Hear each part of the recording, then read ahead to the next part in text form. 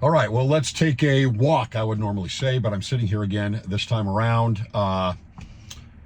Just wanted to go over a few thoughts that I've been having and talk about Brigham Young, who is definitely been at the center of things for a while, but he is really crescendoing into a focal point for attack on the church, and it's coming from a lot of different angles, from the left, from the right, from different approaches, different doctrines, different cultural events that are happening, all focusing in here on Brigham Young now at this time. So I'm going to go over a few different areas, I think 3 different areas here that we can look at to see what is happening here with Brigham Young. Right? Now, this episode is brought to you by Scripture Notes. Love Scripture Notes. Absolutely love this application, this tool. One thing it does is the collection notes. You can go through and grab a number of different verses and passages and bring them all together under one topic in collection notes. And as an example, things with Egypt, I've been doing that lately, putting them together in a collection note. The other thing that's really great is that you can, as you're searching for things under a topic, beyond words, and in your search as you're going through this, you can go to the AI tool Daniel, and I bring that up a lot because I just love the tool. I see so many applications for this, but you can use this tool AI to ask Daniel about this topic and things that are relevant within the scriptures. And outside of the search words that you have, Daniel will actually produce a number of other verses and passages in the scriptures that are relevant to your topic that you may not be finding because you're not using the right search word. So it's just great. Love Scripture Notes. Go to scripturenotes.com and find out more about this. Also, make sure that you're subscribing, that you are clicking the bell on YouTube, and that you're signing up for our weekly newsletter, Cwic Week, which we haven't put out the last couple of weeks, but we are back on track with that. So Brigham Young. All right. A few things I want to talk about, and I get this from, perusing things online, reading things from opposition, which I don't go into too much, but and I say opposition, I mean those that are attacking the church. And then internally within the church, there's quite a bit of this going on. There's a few events culturally that have happened recently that have really brought this about.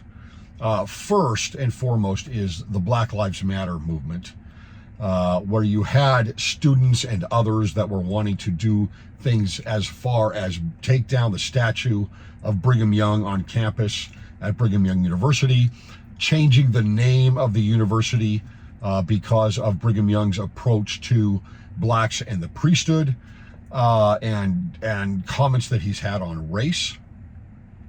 That was one big event that kind of chiseled this focus on Brigham Young. Another one that's really happening right now is you have the Joseph Smith papers, you have saints, you have all of this information that's going online for everybody. And so right now we're in a phase with all this information that's very reactionary.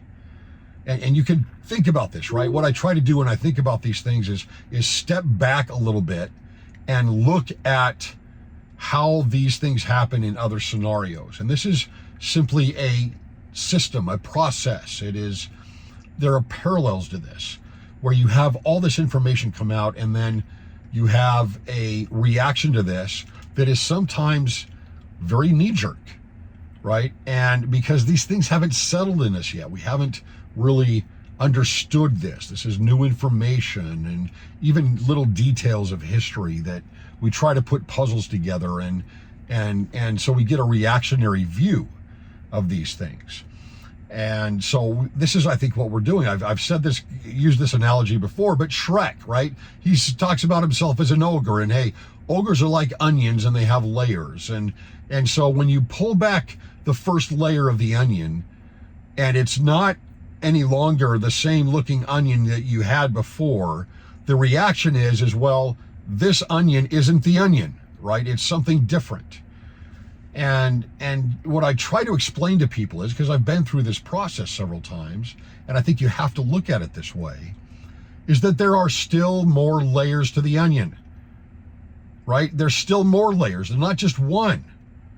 And so you've pulled back a layer, and maybe it's polygamy, or maybe it's the history of the church, specifically with Joseph Smith, or it's comments from Brigham Young about race, or whatever it might be, right? It's like hold on, just hold on. There is more to learn. There's more to go through, and these things need to settle in a little bit to help understand them. And the last thing you want to do is make a knee-jerk reaction and decision and faith adjustment based on new information that you've just come to. So look, there's more layers. There are always more layers for you to get through to really put things together. And I think that's where we are now with just this, cache of knowledge and history and notes and documents that we have with the church, with church history right now. And Brigham Young right now is a target partially because of that. And I think there's a lot more that needs to be discussed, parsed out. These things need to settle in us a little bit more. And so that's another event that I think has really happened, where Brigham Young has been put into the spotlight. Of course, Joseph Smith's always there, but in a way right now, it's kind of moving beyond Joseph Smith over now to Brigham Young. A lot of these things have settled with Joseph Smith. People have chosen their belief system with that, and their narrative and their view back on history with Joseph Smith and the beginnings of the church. And now we're moving on, at least a good portion of us are moving on to Brigham Young. And so you have things like the most recent Netflix series that's being very popular, right? Which, well, now I'm going to lose the name of it. Somebody put it into the comments, please, for me, because I'll remember afterward, obviously. But it's, you've got this character assassination of Brigham Young. I've seen some of this. I actually like the show. There's a lot about it that I like. I like these historical. I love Western type things. And so there's a lot that I like about the show. But the characterization of Brigham Young, like anything that's going to come out of Hollywood that has to do with religion, is going to strip it of righteousness and goodness and the spirit, right? It's just going to strip it all out. And it's going to look at power.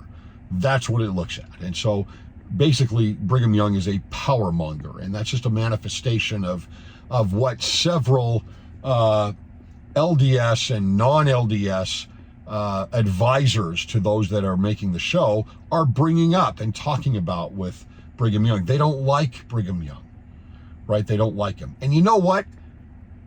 For anyone out there, that's okay. You cannot like Brigham Young. That's okay. You can be a faithful member of the church and not like Brigham Young. I want to get into that a little bit deeper, but you can not like somebody. That's okay. Some people don't like Nephi. How do you not like Nephi? Well, some people think he's just too self-righteous, or at least the way he writes himself is too self-righteous. That's okay, right? A lot of us are on different levels of spiritual maturity. Maybe you're beyond some others. Maybe you're not as far along as others. But you can not like things about something or someone, and it's okay. But there's three different areas, and these three different areas are very much aligned all with Brigham Young, right? And so the first one is temples. You get a lot more attacks on temples right now that are attacking everything from a non-LDS standpoint, which is you don't need temples, right? A theological standpoint. It is you're earning your salvation through temples, or you are going through a checklist with these ordinances. Why do you need that? All you need, in fact, is a relationship with God, and you're done. Of course, those are people that don't understand the covenants that are being made. It's not the ordinances. It's not a checklist. You are building a relationship. That's the whole point of the temple, is to build a relationship with God. And the idea of going through the washings and anointings and the covenants that you're making, the ordinances, and getting to the veil, into the ritual embrace at the veil, is all about getting there. right? Building that relationship. Those covenants are about building a relationship with God. But that's one of the attacks that there is, and how much money is being spent on the temple, and how nice the temple is. And all of these things are those voices on the temples are getting louder and louder and louder as we are building more and more and more temples. And it comes back to Brigham Young, because many now are saying, well, Joseph Smith didn't really push the temple, right? Which is silly. Or the endowment, or talk about, the issues of exaltation and the covenants, which is silly. It is Brigham Young that started all of this, and it's his legacy, and it's not really part of the restoration of Joseph Smith. So they're laying that on Brigham Young when they attack the temple. Secondly, is Brigham Young's character. And so again, you get this a little bit in Hollywood, right? It's his comments on race. I understand it. I get it, right? It's polygamy, which we'll get to in a second here.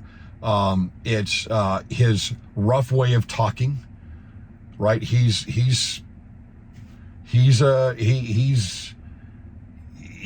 a little bit rough around the edges. He's going to talk very strongly, and often many people did back then talk that way. He's going to offend people, right? We have a culture in Latter-day Saints today where it's like, oh, that's the worst thing you can do is offend someone. And so oftentimes we might look back and now starting to read more about Brigham Young and say, he's offensive. I don't like the way that he talks, right? Of course, we're all Monday morning historians when we do these things because we aren't in that culture. We don't know Brigham Young. We didn't talk to Brigham Young.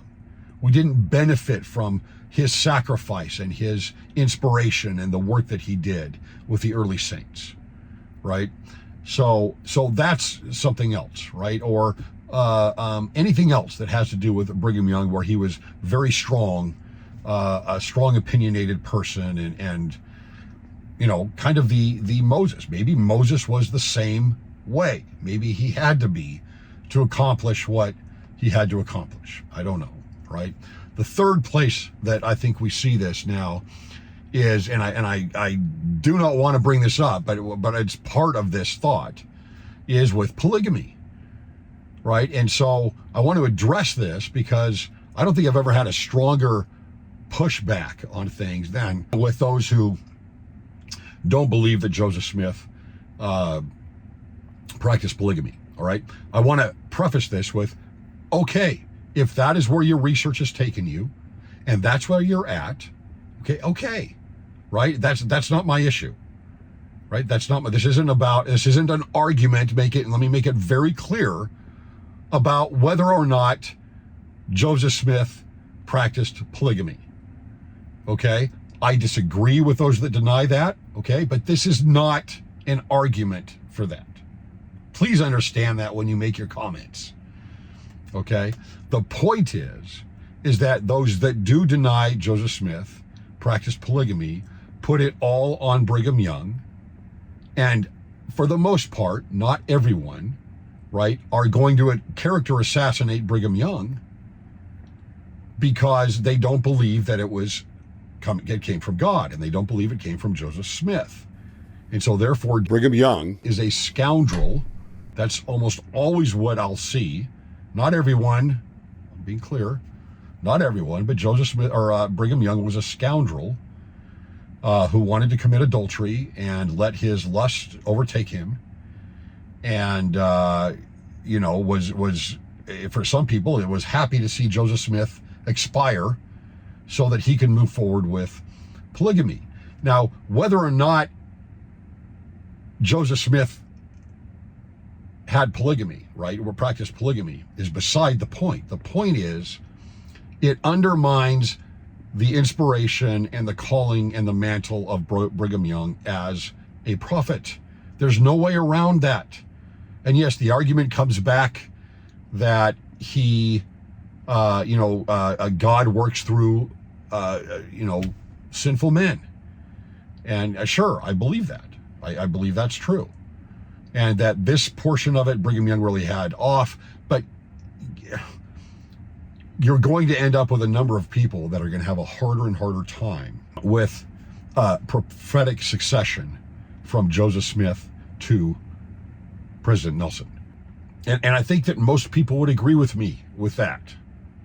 All right. Again, aside from the argument of Joseph Smith with polygamy, I think it undermines Brigham Young. Right. It's certainly a strike against him. And I think that most people that deny that Joseph Smith practiced polygamy would agree with that. I think that most would agree with that as far as Brigham Young's character goes. Okay. What's interesting, and I said that these things were all kind of brought together under one umbrella. Well, they're all focused on Brigham Young, obviously, but they're also all of the doctrines and the teachings of the reorganized Church of Jesus Christ of Latter-day Saints today, the Community of Christ, which is full of a lot of really good people and was founded by good people, right? Joseph Smith III and that family, even with Emma and everything else. And I know people really push back there, but I think these are really good people that were trying to do the right thing. And I don't agree with them. I don't agree that they had the authority. I don't agree that they had the fullness of the gospel. I think that the whole restoration of the temple and the doctrine of exaltation and everything else, right, with the priesthood, etc., is crucial. I think it's absolutely necessary, and I don't believe that they had that. But all of those points of the temple, the character of Brigham Young, and polygamy are all this under the reorganized Church of Jesus Christ of Latter-day Saints, the Community of Christ, which is fascinating to me. Right? We're going back in history to the split. We're going back in history to the split between Brigham Young and eventually Joseph Smith III. And it's the same issues now. It's like we're coming back in this historical cycle, revisiting the exact same thing. And that is fascinating to me. I love cycles. I love parallels. I think in those terms, and I would suggest to you that is where we're at here, because those ideas about Brigham Young are surging right now within and without the church.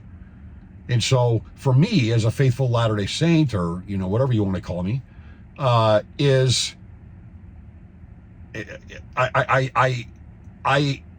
think it's crucial for faithful Latter-day Saints to be aware of these things that are happening and understand that this already has happened. And it was messy, right? Brigham Young wasn't prophet right away. It took years and years, I don't remember how many, before he actually was put in as the president of the church. There are messy things there. But I think you've got to ask yourself, do I have a testimony of the succession of the priesthood? And do I believe that Brigham Young was a prophet and was a good man with some edge on him, right? But was a good man, and was he grossly sinning, or was he a prophet of God? And I don't believe those two are synonymous. Was he grossly sinning with adultery, right? Or was he a prophet of God? And what else will undermine Brigham Young? Are we going to see more and more things come up to go after Brigham Young? Like I said, I think that this, a little bit in this Hegelian dialectic, we've kind of started off here with Joseph Smith. We're moving up here a little bit more with Brigham Young. And with all of the new information that's come out. And I think with the things that Joseph Smith have settled a little bit, not that it'll ever end, it won't, it'll never end. And it'll probably get worse, but we are moving on a little bit to Brigham Young and the attacks that are focused there. So I'm just suggesting, be aware of these things and decide, right? Where are you? And what do you think about Brigham Young? And what do you think about the succession of priesthood and of prophethood, if you will, coming all the way up to President Nelson? Do you sustain that? Do you believe that's part of the crucial part, that priesthood is a crucial part of the church? Because I do. I believe it's there. Just some thoughts. Thanks for listening.